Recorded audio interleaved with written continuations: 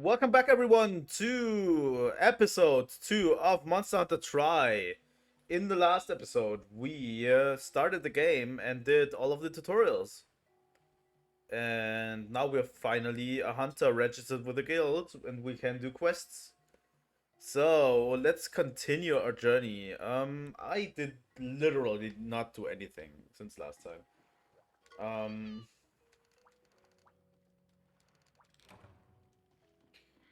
Yeah, this is a fishing mini quest. We are going to take it slow with this game. Really slow.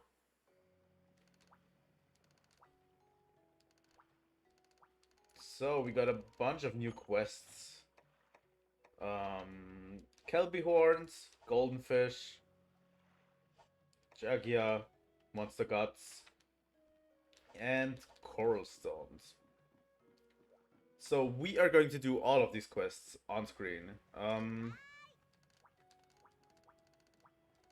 Okay, these guys are doing this. But we need to... Let's store some items. Firefly, blue mushroom, honey. Let's put all this in. Let's put all of this stuff in. We don't need this. Here we go.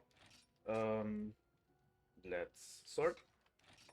Let's take the 2 Kelby horns with us. And let's try combining items. Firefly and snake bee larva makes golden fish bait, so that's good. We need more fireflies. I'm not sure where to get them, so we'll do that quest later.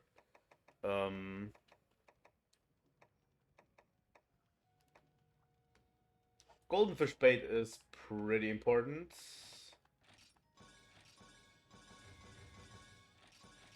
Also making potions is also pretty important. And we can also do mega potions, but not too many. For now. We don't need anything else for the time being. Except taking this one. Let's go with 2 Kelby horns. We already have 2 Kelby horns with us, so we can finish this quest quickly. We gathered them in the last episode already. You need a hammer for this quest. It's mandatory. Or the shield of your sword and shield. That works as well. Because you need to incapacitate the Kelby. Which is really cool. Let's take at least the paintballs with us. Good. We already have 2 Kelby ones. And with that, the quest is already complete. So, yeah, that's it. I want to take it really slow with this game because this is such a nostalgia trip. It's really cool. I love it so much. I'm going to be probably streaming the online aspect. I just love online lends itself better to streaming. Blue Kelby horns. Yeah. I think this game is also where they first introduced the blights. You know, like fire blight and stuff like this. So you have a berry for each blight to heal it. I can deal with fire blight pretty much. Thunder blight is not that much of a problem in this game, at least. Can we upgrade our hammer? Need earth crystals for that. Okay. So we're going through these quests pretty quickly. This is a problem. Let's slay those Jaggy. Yeah. Let me check something first before we go. I just went out to to the deserted islands, and yeah, I gathered one more firefly, so we can actually do the golden fish thing. Um, I want to do all of these minor quests with you, just to show you where everything is. If you plan on playing this game, this might help you out. These early quests are really, really obscure to find. The stuff in them is really obscure to find. It took me quite a long time as a beginner. So yeah, she tells you in Area 10 you basically have a fishing spot, which we will abuse. And yeah, if you didn't know, here's a shortcut to Area 10. This shortcut leads directly to Area 10. So if you're fighting an aquatic monster in this area, basically you're already at the beach with this. It's a convenient shortcut. I would love if it went directly to Area 10, but we can't have all.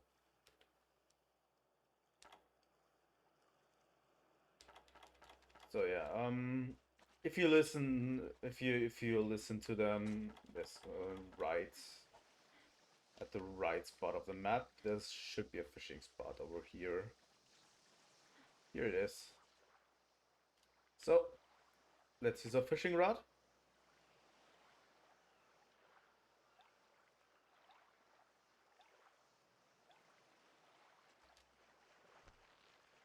So crafting golden fish bait from fireflies and snake bee larvas makes this extremely easy.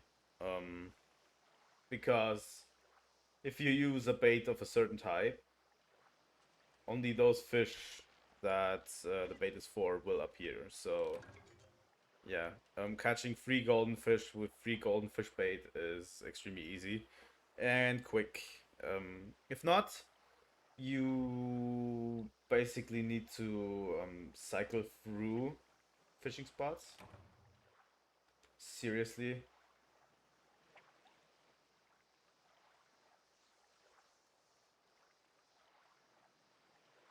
I lost the fucking bait. Yeah, now yeah, you will see a little bit of normal fishing.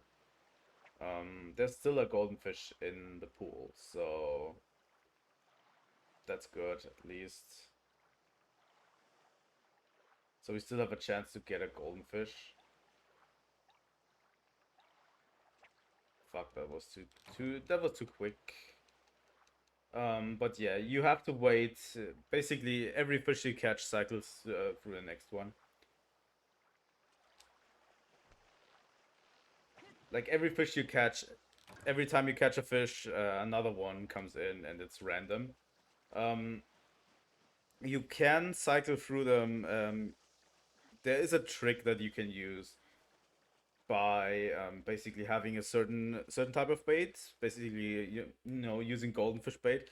If you use golden fish bait, and all of the golden fish come in, and then immediately switch to another bait or the normal bait, it resets the pool of fish in the area. So basically, if you want a certain type of fish, if you can distinguish between certain type of fish, and you want a certain fish in the pool, you just have to reset a bunch of times until there's one in there, and then basically try to capture that one. It's what I did for a bunch of For You quests where you need to fish. I think it was spear tuna or something. It goes pretty quickly, you know. If you do it like this, it takes a little bit of time. It takes like 20 minutes or something, but you can cycle through fish pretty more efficiently.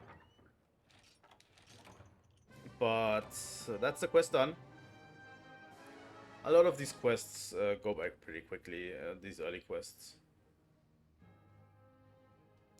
But I really want to show all of the quests, especially in the beginning. later on we will skip some quests. But I want people to see this more as a guide or a walkthrough, as well as a normal video. It should be as much as a walkthrough as a playthrough, because I already know the game pretty well. It's one of my favorites, so I want to complete this game as much as I can on camera. There's certainly some quests that I don't feel necessary to do. But let's take the next quest. 5 Jagia. We are taking some herbs with us. Why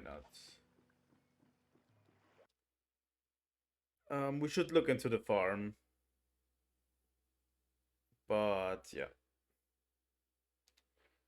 I really, really love this game, and I want to continue playing this game as much as I can.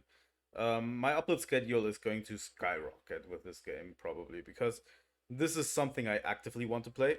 Whereas every time I'm playing Monster Hunter 4 Ultimate or Monster Hunter 2, I'm pretty nervous about actually finishing the game, because it's really difficult for me for some reason. We have a sub-quest of killing some Jaggy. We just do that. Nothing major. So yeah. Let's also carve as much as we can, because some materials we could use later.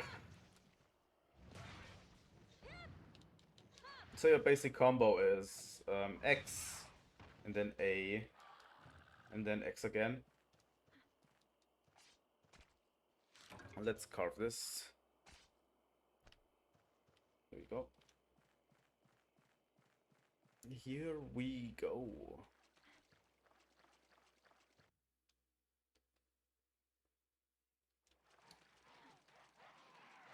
So yeah, the sub quest is kill a bunch of Jaggies.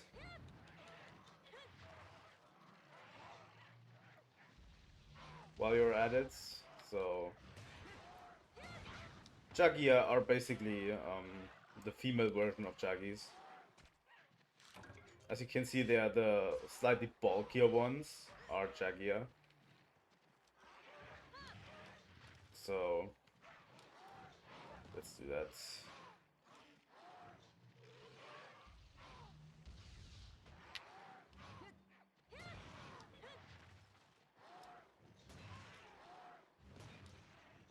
As you can see, the hammer, if you hit the head, you can get an easy knockout.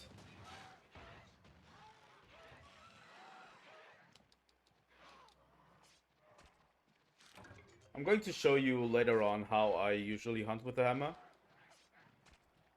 We're going to take the hammer a little bit for now, because it's so good in the early game.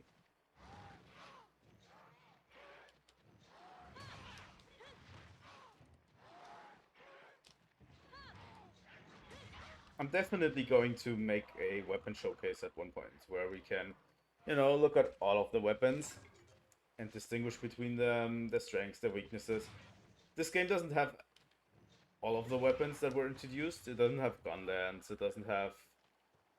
I don't think it has longsword. Does it have longsword? I'm not quite sure if it has longsword. But it doesn't have all of the weapons that were introduced in Gen 2. So it's going to be a lot easier to distinguish between weapons.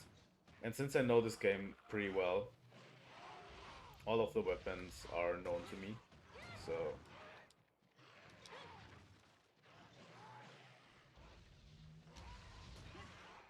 there we go.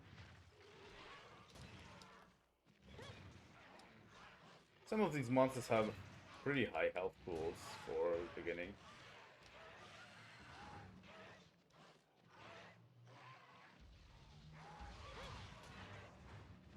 But yeah, you can do this spinning move, which I don't like to use as often. I usually use the... If you stand still on hammer, basically you charge it up, you stand still for a short time and then use it, you do this overhead swing, which I like more than the other move. It's basically preference. Let's see, how many do we have? We have 6 out of 10. Okay. That should be enough. Those 4 should be enough to do the sub-quest. Doing the sub-quest is pretty good. If it's something that's not easily achievable, I usually don't do them.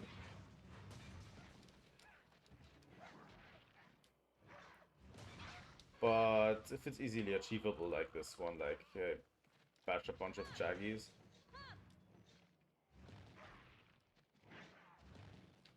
it's something I usually do. Also, this one's pretty good. While you're in charging up animation, you can use a forward slash. Like this. It gains quite some distance. So if you're not as bad as aiming like I am, you can use it to your advantage to basically gain a free hit in before you go in. Also pretty good if you don't have a time window for a complete slash like this. Or a complete charge up.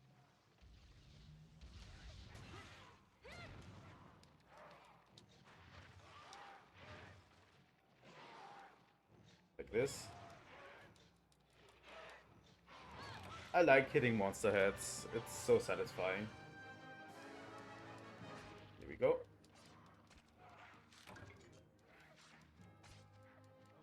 So yeah, we have quite a bunch of Jaggy materials. I'm going to be grinding offline. But the game doesn't have too many monsters. So it might be worth to grind some of the... to grind all of the armors in high rank later in online.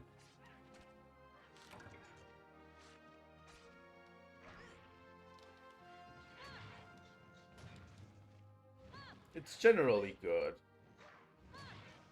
I love this game for what it is.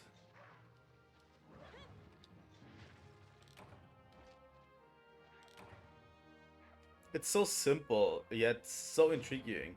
It draws you in completely, to me. It's so good. The first few hours in this game are amazing. It's my favorite in the entire series. It's not as complicated. It's, you know, you're just going to do some quests and hunt some monsters. That's it.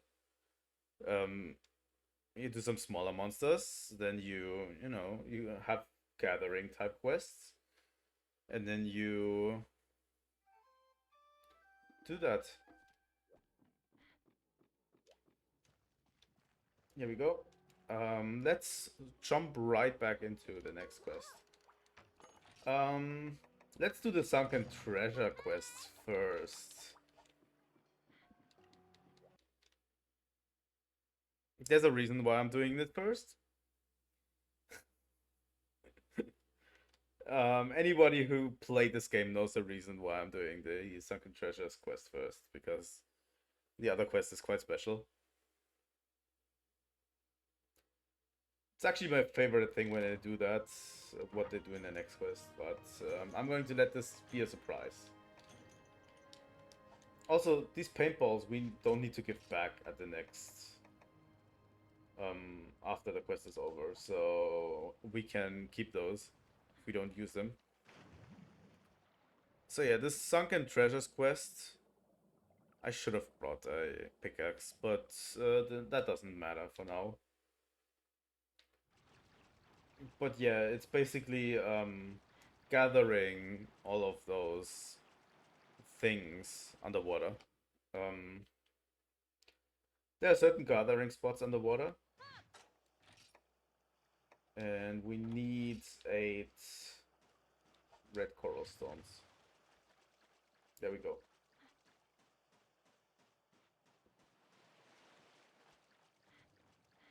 So, yeah, there's not much going on in this quest. We just dive in and look at the gatherings, look for the gathering spots. I think one of them was over here somewhere. Wasn't.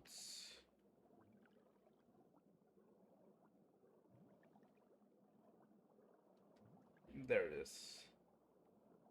You know.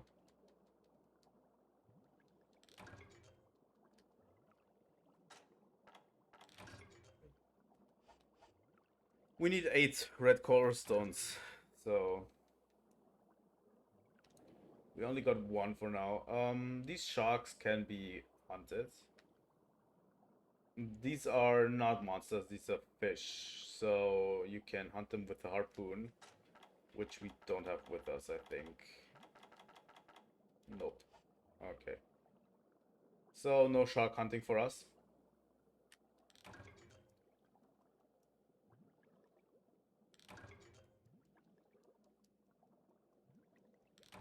We will need to hunt at least a few sharks later, but for now I don't have a harpoon with me. Preparation is everything in this game.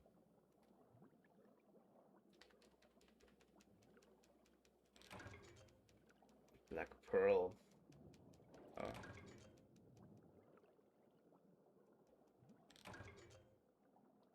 I like how sharks are not a real problem for you in this game. Like, in our world, sharks are a huge problem if you're underwater, but in this world where basically giant fucking monsters swim underwater, these sharks are like the tamest things you ever see.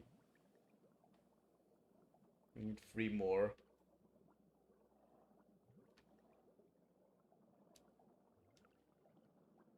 I think some of the gathering spots, once you used up all of them, some of them respawn. So you can't really... you don't have to abandon a quest because you didn't get enough items. One more? Oh, come on. Seriously? I need 1.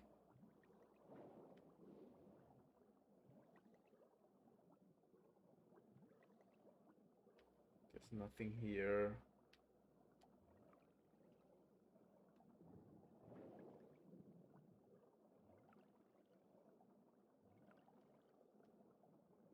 No gathering spots over here.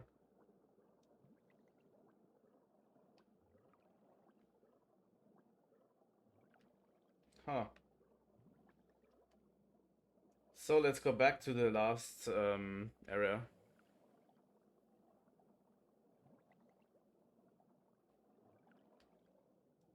I'm not sure how I will edit these episodes. If I'm going to cut stuff out or if I'm not. Or if I'm going to make them more concise or not, or if I'm going to keep everything. But this is fun for me. So, yeah.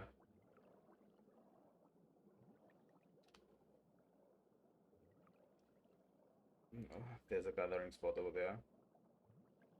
Find it.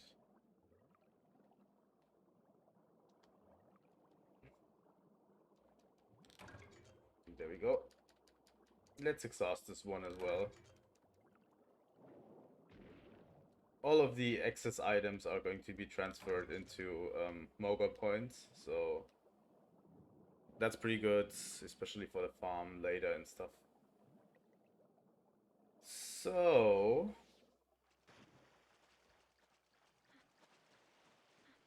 let's head back to the camp and deliver these items. I love this game a lot. I want to make way more content on this game than you'd ever know. This is the most fun I've had in a game for a while. so it's obvious.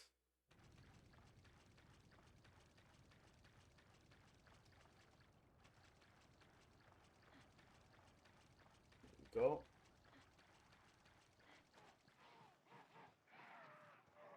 It's all good in the hood.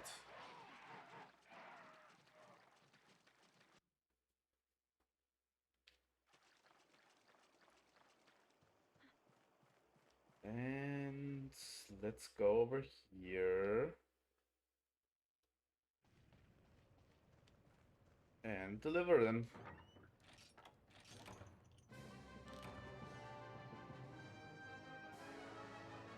Also, I want you to see a lot of the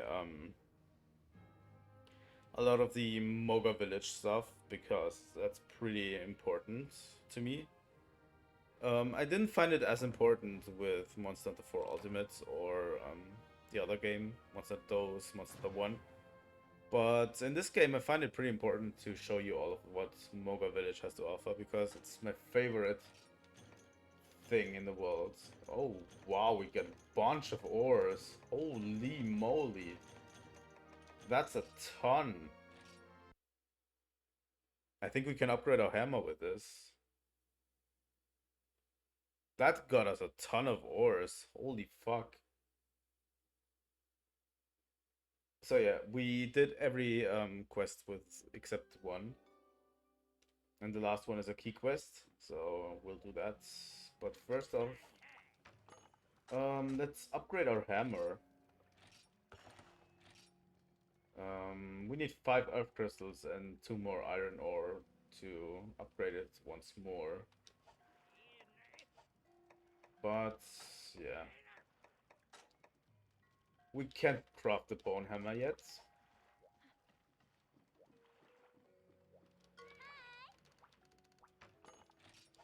First off, let's prepare, shall we? Let's store items. Store a bunch of stuff in our box. Worm. Let's keep the bug nets. Can I sort? Yes, I can. Let's take iron pickaxes with us. Usually I take iron pickaxes and bug nets all the time with me, so I can gather on the spot if I need to.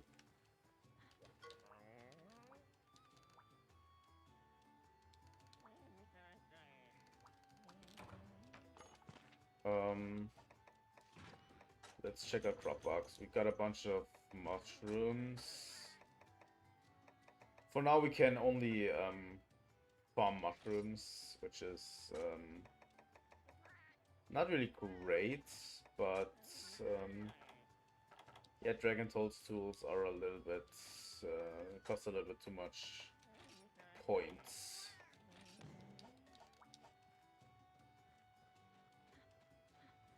But yeah, the farm is going to expand later. We will be able to farm honey. Let's look at give you the hunt report so we can get a bunch more points. Can I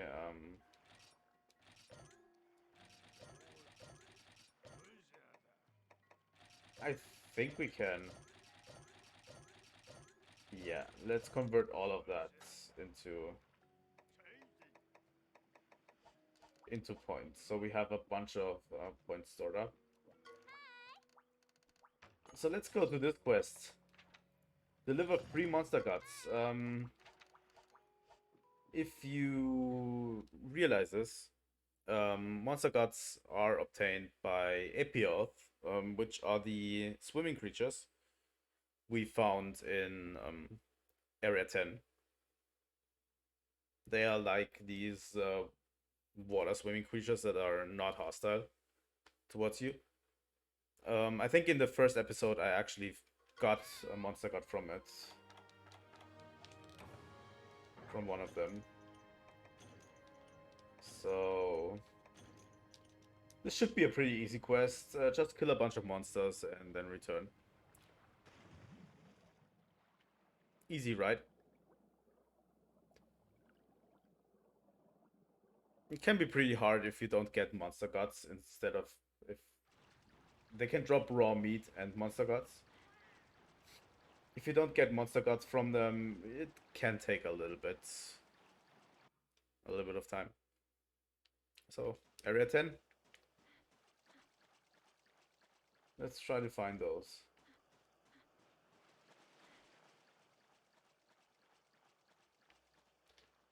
Let's go underwater. I always love just jumping underwater. There are a few of them. There's one of them.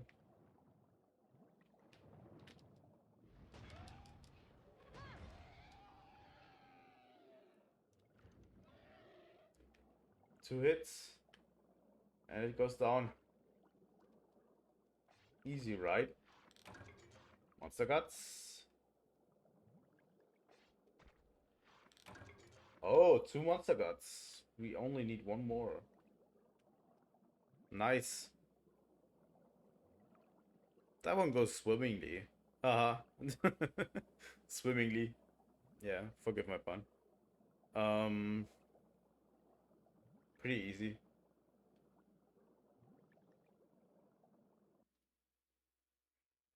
Pretty easy quest.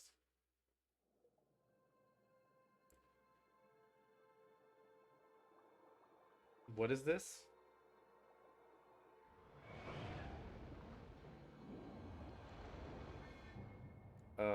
That monster is not something we should expect here.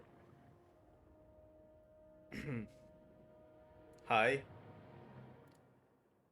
And it immediately throws you into combat.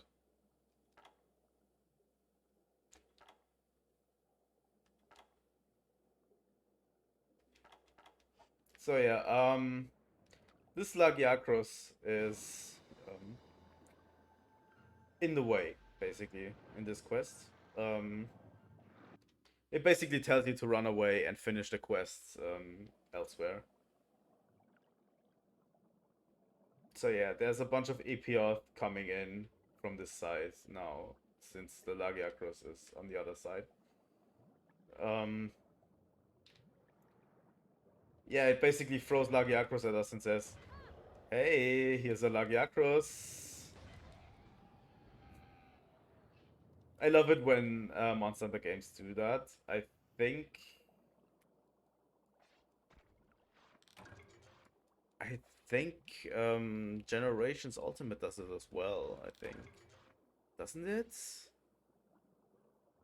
Isn't that even a Devil Jaw or something that it throws at you? And you're like, what? Or is it a Glavinus? Maybe? I don't know. But yeah, this Lagiacrus, if you are really unlucky in getting monster guts from these APL, Lagiacrus can come into this area, and it's basically forcing you to swim to an area where it isn't, and then gather monster guts there, and then just basically fuck off out of this quest.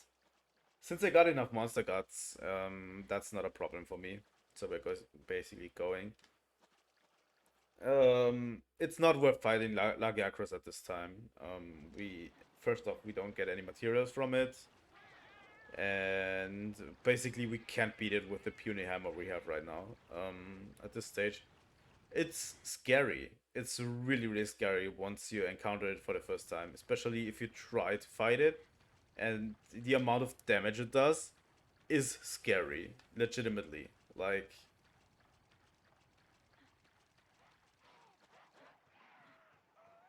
so yeah, this is a kind of story quest. They purposefully only put one APF there, in area 10. So you have to swim to area 11 because you can't get more than 2 items from one APF. So you can get a maximum of 2 monster guts in unit 3. So you need to swim to area 11 to get more. So you encounter Lagiacrus all the time.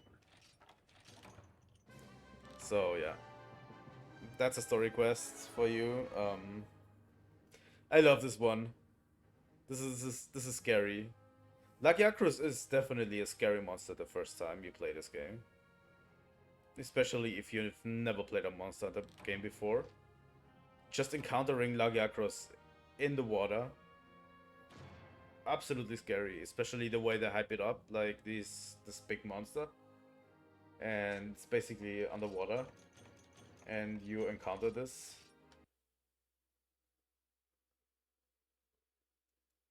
It's one of the scariest things you'll encounter.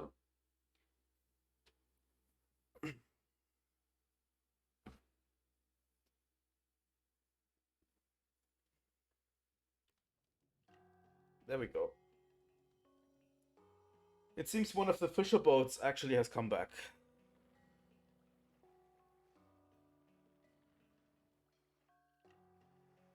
Let's talk to the Elder. The Lord of the Seas, the stinky sea devil. Oh, Lagiacrus.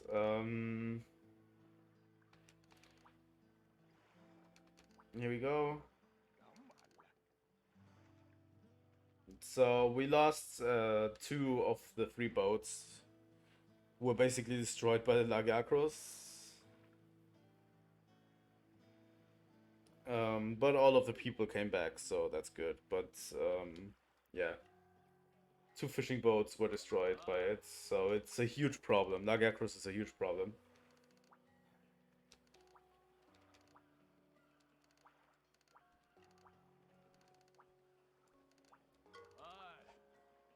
So yeah, the fishmongress is basically like another farm. You can dispatch fleets like this to fish, and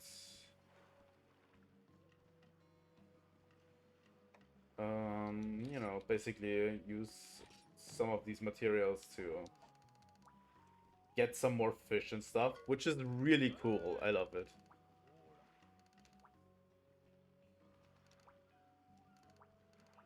So yeah, also we will get a bunch of villager requests there. It's pretty important that we actually do this, these villager requests, because they expand our farms and our options. So I'm going to do the villager requests as well from time to time, because they are pretty important. They expand, you know, farms and stuff.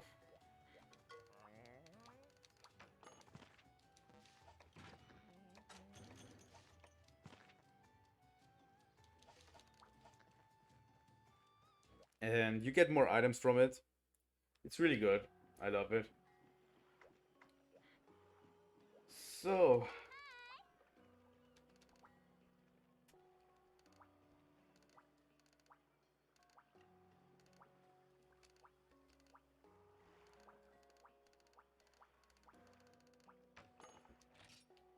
so we got our first urgent quest. That was all of the 1-star quests.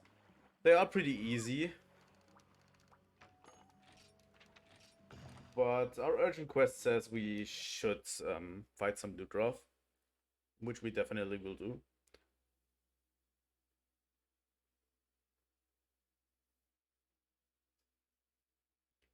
And yeah, as you can see, through the 1-star quests, even through the 2-star quests, basically you can waltz through pretty quickly.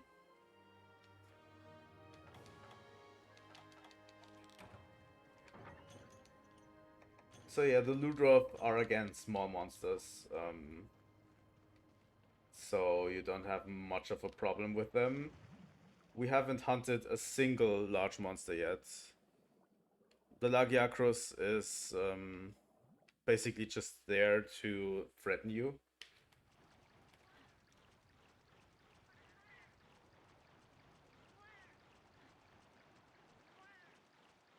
And I don't think we will hunt large monsters in this recording session, actually. There we go. That's the Ludroths for you. I love how they all have their little introductions. I love how this is structured to be more a chill. I would say the tutorial is easier than than other Monster Hunter games. It eases you in a lot more. Basically, you're hunting small monsters first, then loot drop. Before you even hunt your first big monster, you basically hunted a ton of small monsters yet. Familiarize yourself with controls, use underwater combat and stuff like this. Oh, fuck. Getting torn apart right now.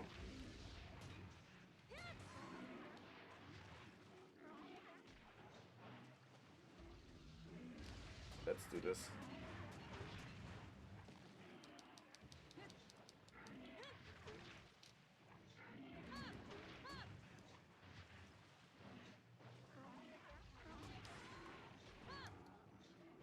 Also, if you stand still while doing this, you do a sort of uppercut, which is really cool. They're kind of kicking the shit out of me. Also, I have basically no armor on me. I'm still running around in the starting gear, which we probably will fix soon. There we go. The first one.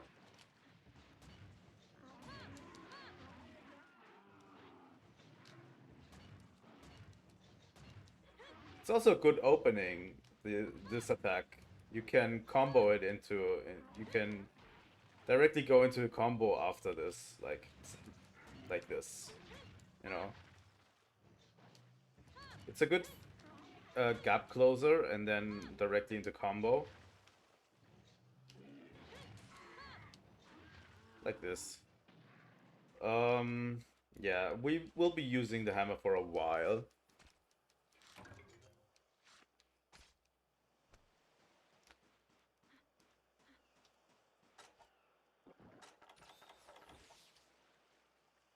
But I also want to show you some of the other weapons from time to time.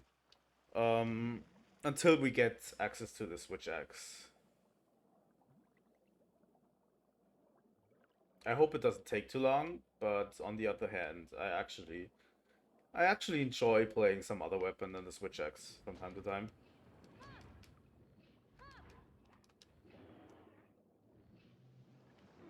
Like all of the weapons work the same way they do underwater, maybe just a little slower, as you can see.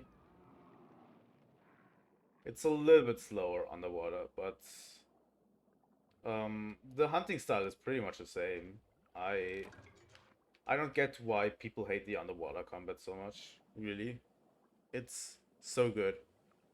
I actually love hunting underwater a lot.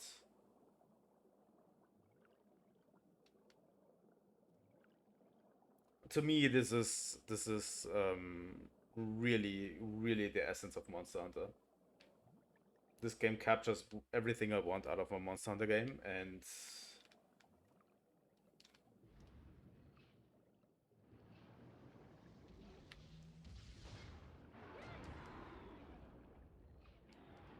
also it's a pretty hefty shockwave that the hammer does. Also, you can dodge up and down like this. I actually love this a lot. The way you can dodge downwards and then shift your camera upwards and then swim upwards to deliver your attack. Like that's why I love underwater combat like this. It gives you a freedom that you don't really have in any other combat. But yeah, that's it for Ludroth for now.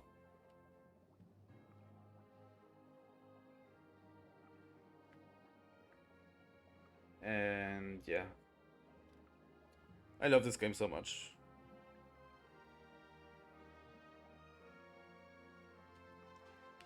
We did blast through these one-star quests pretty quick. Oh, I love underwater combat so much. It's so fun to just have something swim towards you, like, and basically attack it, dodge downwards or upwards. You can. It gives you the ultimate freedom, and if implemented correctly in the next game, It could be even better, but I'm not sure they can even implement it better than it was, to be honest. I hope they do, but I don't have much faith in underwater combat returning in a meaningful way. That's why this game is so important and good. And that's why I love that the community behind it does this and revives games like this. It's so good.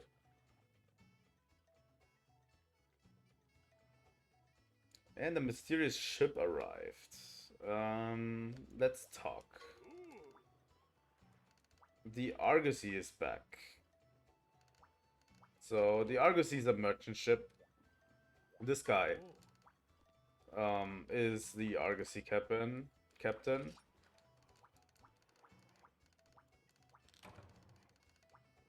So you can basically trade with him. You can choose goods. He has like a bunch of stuff like fish finder. These are all things for your farm and stuff. You can choose goods. I'm going to show you how it works.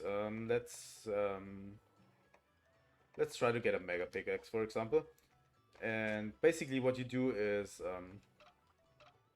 you have to match his price, basically. In the bottom you see the yellow bar is what the item you want costs from him. Like you choose goods. Basically, you know, to fill the bar you need that many pickaxes. So this is what he wants, and this is what you can offer. So I can offer 4 paddles, 4 curved fangs for basically 1 mega pickaxe, and then we go to deal and have a mega pickaxe. He will expand.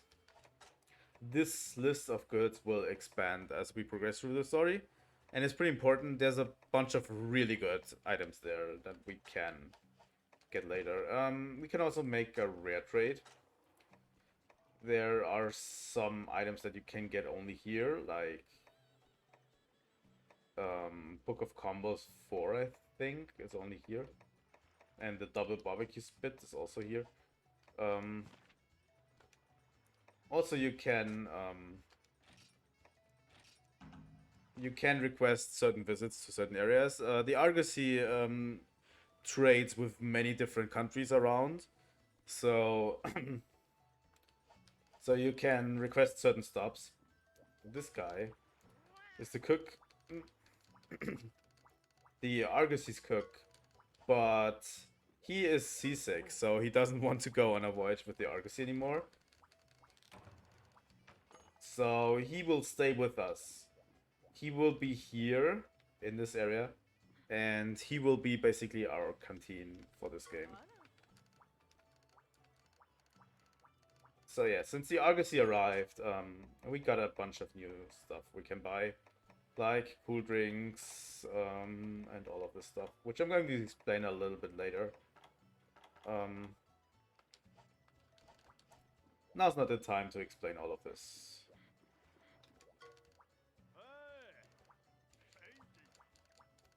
So yeah, another villager request for the farm, which we can already do.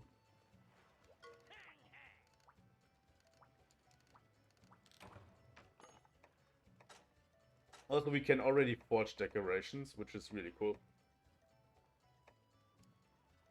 A bunch of them we can already forge. Holy shit, we can already make an expert jewel? Okay. We will delve into these a little bit later. Not yet. I think it's a little bit too early to delve into the meta game.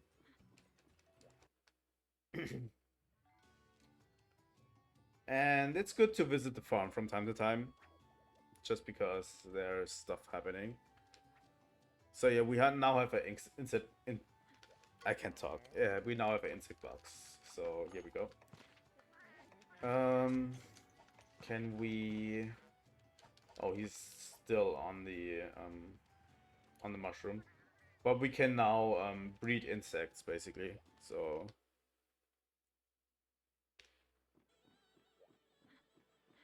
here we go.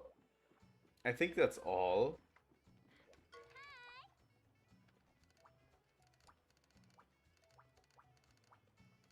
So now we got a new locale, the Sandy Plains.